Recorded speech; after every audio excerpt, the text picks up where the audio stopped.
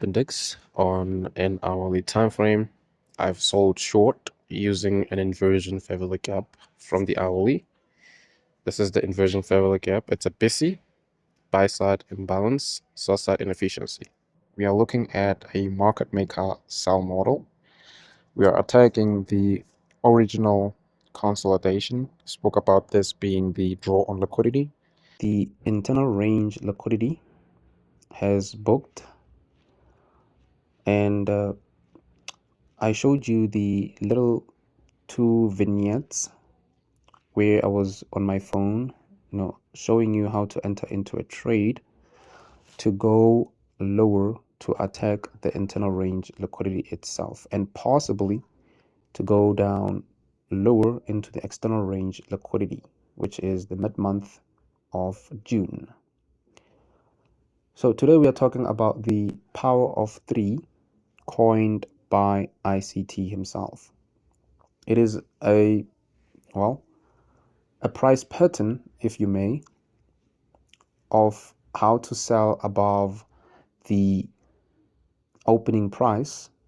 And if you are bullish, take for example the Wednesday's candlesticks of this particular week. If you are bullish, then you want to buy near the opening price or just below it. Okay, that is what the power of three entails. You're buying below the opening price of that candle, either on the daily time frame or the weekly time frame or the monthly time frame. It depends on the time frame that you're looking at. A lot of traders will tell you that you can do this on any time frame. Well, if you are a beginner, I suggest that you stick to higher time frames. Okay, so I use the very same concept, the power of three, to short the market today on the 27th of June 2025 to go lower and attack the internal range liquidity. Well, what was I seeing? Shorting above the opening price or near the opening price of this opening price for this day. Okay, how did I do it? Well, if you must know, for your buyers to come into fruition, there are some things that needs to happen, and that entails the power of three. What is the power of three? All right, we know that we have a bearish bias for June. Going forward from June, this entire 6 months, we are trying to attack the liquidity pools that have been accumulated in the beginning of the year, like from the 20th fair value gap, February 2025. We are trying to go back down here. Okay, and I would love to see price action just spooling and coming down here.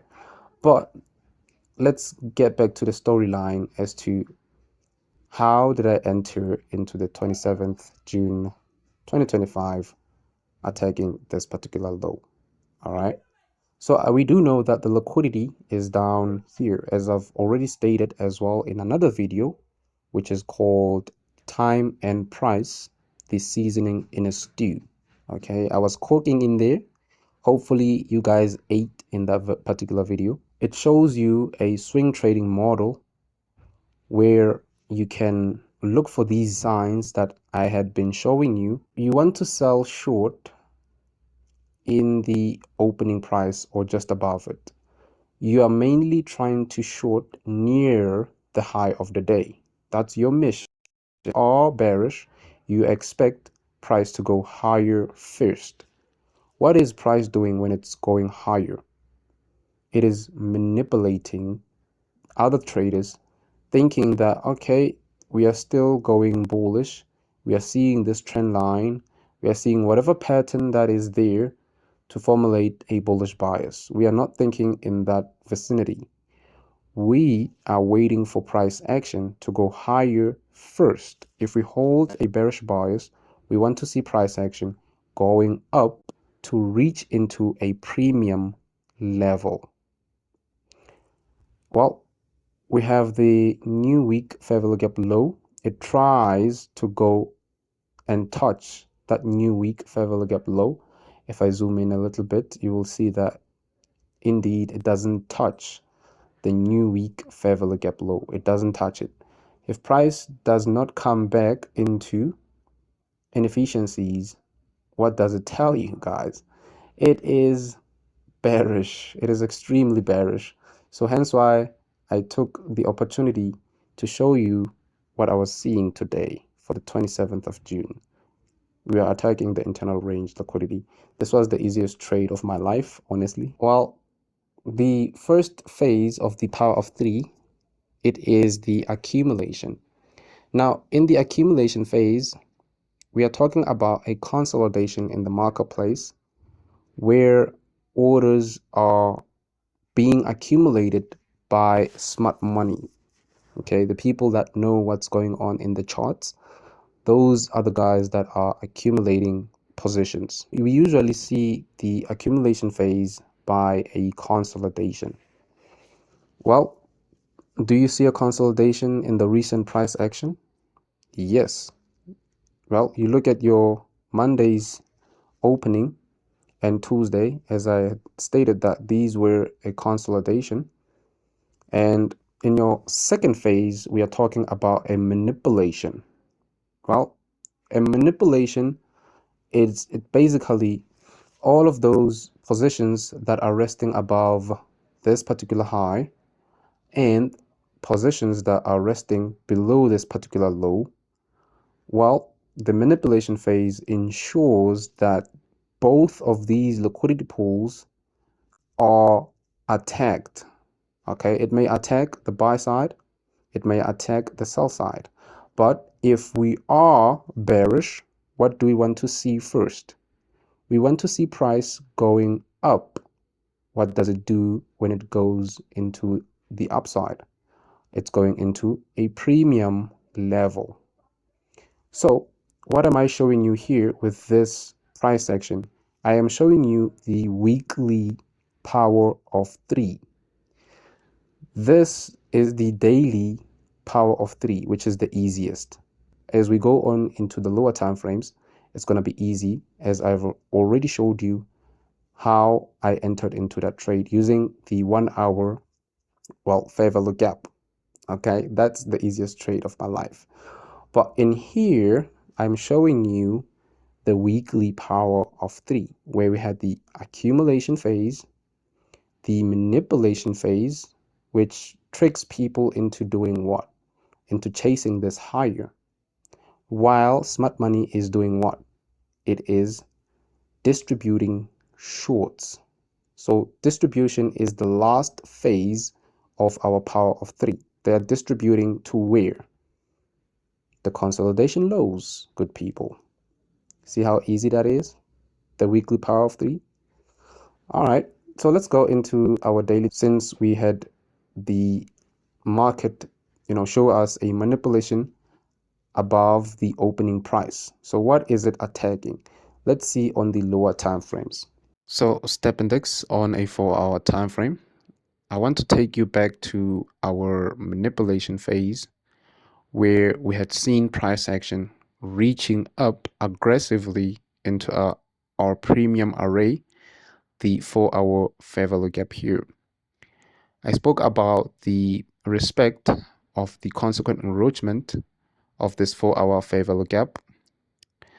I was seeing these wicks, just going above the consequent enroachment, and you treat these wicks as a mohawk in price action, where price is allowed to go above specific levels, but in candlestick body wise, it should not close above the consequent enroachment itself. It should respect the 50% of that PD array that you're looking at. I saw the respect of that key level, and when we opened for the 26, it shot down lower into this particular price action, the new week fair value gap low. It shot down into that. It left a small fair value gap. And by the way, this is happening when the new day began. And I teach, listen to me carefully, I teach that each new day opening, if you have a strong bias and you are at a premium market and you're seeing the signs that a particular fair value gap, a PD array, is being respected, consequent enrichment is being respected, then within the first couple of hours of that day had begun, you will see explosive price movements lower. Well, I wake up at 7 o'clock in the morning, South African time.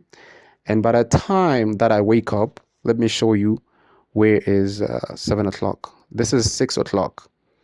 So already this whole movement I had already missed. So hence why I try to short just before the new day begins, just a few hours before the new day begins. And unfortunately, I was stopped out of my short positions because the market kept on consolidating, just waiting for the new day to begin. Obviously, I could have attempted my shorts in the distribution legs. How many setups do you see when price was moving away from the 4-hour fair value gap itself? So I spoke about a market maker sell model, and this is the low risk sell that we would be seeing in the 4-hour fair value gap. And down here, it is the distribution phases. And I loved price action just going back and forth, back and forth, back and forth, all the way down into the internal range liquidity. So I loved this particular fair value gap in the beginning hours of the 26th that showed a breakaway gap. What is it breaking away from? The key level itself. So you don't want to see price action coming back in here. Okay, you don't want to see that.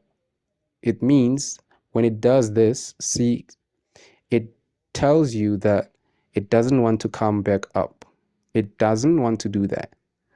So the next probable sell side liquidity here, here, and possibly down here in the external range liquidity.